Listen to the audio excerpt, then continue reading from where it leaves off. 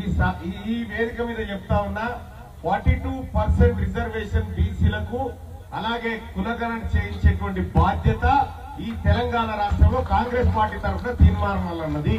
ఇది హామీ ఇవ్వడానికి వచ్చిన అనుకో దయచేసి. ఇక రెండో విషయం ఏంటంటే ఇక్కడ వేదిక మీద ఉన్నటువంటి చాలా మంది పెద్దలు వక్తలు అందరూ ఉన్నారు. వాళ్ళందరికీ ధన్యవాదాలు చెప్తూనే వెంకటేష్ గుప్తా కూడా ధన్యవాదాలు చెప్పాలి. ఎందుకంటే ఆయన ఆర్యవైశ్యుడు అయినప్పటికీ కోమటోళ్ళ సేట్ అయినప్పటికీ కూడా మాకు కాదు న్యాయం జరగాల్సింది బీసీలకు జరగాలని చెప్తా ఉన్నారు. ఆయనకు సపోర్ట్లు కొట్టరు ఒకసారి గట్టిగా ఉన్నారు. వాస్తవానికి బీసీలకు న్యాయం జరగాలంటే ఏం జరగాలి?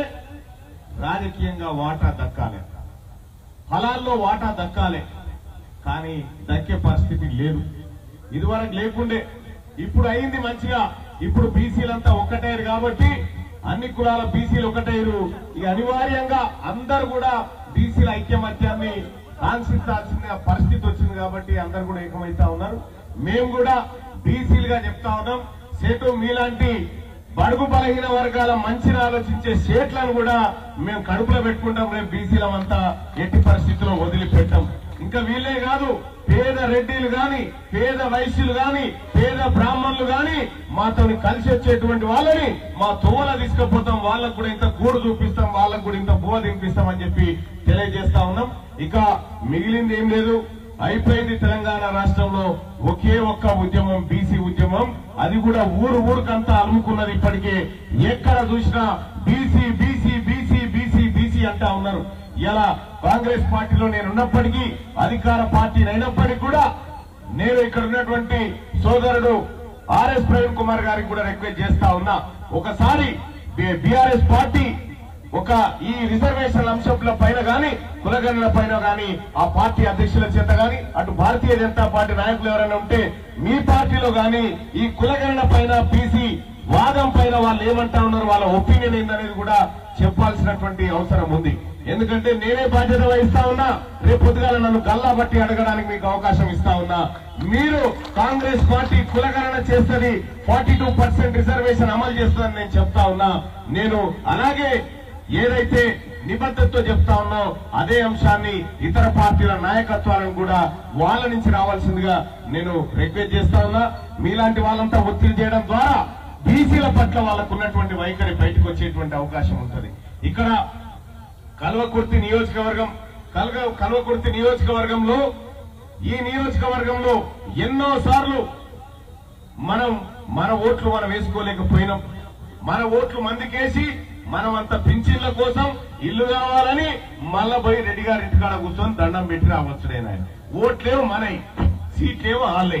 ఇవాళ ఈడబ్ల్యూఎస్ రిజర్వేషన్ తీసుకొచ్చి వాస్తవంగా అర్హులైనటువంటి ఈడబ్ల్యూఎస్ నిరుపేదలకు అందకుండా కేవలం ఫేక్ సర్టిఫికెట్లతోనే వాళ్ళలో వాళ్ళు మోసం చేసుకుంటా ఉన్నారు. తద్వారా బీసీలకు, ఎస్సీలకు, ఎస్టీలకు అందరు కూడా మోసమే జరుగుతా ఉంది. అమ్మా ఒక మాట చెప్పండి, ఒక ఇంట్లో 5గురు ఉంటే 5 గిలాసుల బియ్యం పెట్టుకుంటే 5గురికి సరిపోతుంది. కానీ ఇప్పుడు వాళ్ళకు ఈ రెడ్డోళ్ళు వెలుమోల దాంట్లో ఏంటంట అంటే 5గురు ఉంటే 10 గిలాసుల బియ్యం వాళ్ళకు పెట్టాలన్నట. మన 150 మంది ఉంటే మనకి 27 గిలాసులు పెడతారట. సరిపోతుందా? ఇది మోసమే కదా. మరి మన పావుషేర్ మనకు రావాలంటే ఏం చేయాలి? మనమంతా బీసీలమంతా కూడా రేపు మన ఓట్లు మనం వేసుకోవాలి. మన ఓట్లు మనం వేసుకొని మనం ముందుకు పోతే తప్ప మన బతుకులు మారే. ఇవాళ సంపద అంత ఎవరిది? మనదే, బీసీలదే సంపద. ఇక్కడ ఇదే నియోజకవర్గంలో ఎమ్మెల్యే గారు ఎవరు? కసిరెడ్డి నారాయణ రెడ్డి గారు. ఆయనకు విద్యా సంస్థలు విపరీతంగా ఉన్నాయి. విద్యా సంస్థలు ఉన్నాయా లేవా? ఆ విద్యా సంస్థలలో చదివేటువంటి పిల్లలు ఎవరు? మన పిల్లలే.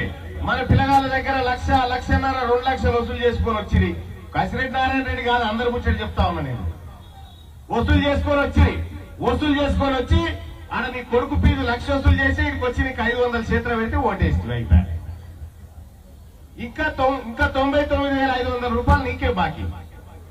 సో ఇట్లా మోసం చేస్తా ఉన్నారన్నట్టు. అందుకోసమే మనమంతా మేల్కోవాలి, మన బడులు బాగుపడాలి, మన సర్కారు దవాఖాన్లు బాగుపడాలి, మన జీవితాలు బాగుపడాలన్న ఉద్దేశంతో ఓట్లు మనం మందికేసుడు ఎందుకు, మనమే వేసుకుంటే అయిపోతుంది కదా అనేటువంటి ఉద్దేశంతో ఇవాళ పోతా ఉన్నాం. అలాగే గాంధీ గారు 42% రిజర్వేషన్ అమలు చేయాలని చెప్పాడు, కులగణన చేయాలని చెప్పాడు. ఇప్పుడు వాస్తవానికి సేట్లు ఉన్నారు. తెలంగాణ రాష్ట్రంలో సమగ్ర కుటుంబ సర్వే ప్రకారం సేట్లు 4,50,000 మంది ఉన్నారు. వాళ్ళు వీళ్ళకంటే వెలమూలు చాలా తక్కువ ఉన్నారు, 1,00,000 మంది ఉన్నారు. కానీ ఇవాళ అసెంబ్లీలో చూస్తే వెలమూలు 14 మంది ఉన్నారు, సేట్ ఒక్కడే ఉన్నాడు. ధన్పాల్ ఉన్నాడు, నిజామాబాద్ నర్పల్ ధన్పాల్ సూర్యనారాయణ ఉన్నాడు, ఒక్కడే సేట్ ఉన్నాడు. ఇవాళ మనము బీసీఎం ఎంతమంది ఉన్నామంటే 154 మంది ఉన్నాం. 154 మంది ఉన్న వాళ్ళమేమో 20 మంది ఉన్నారా?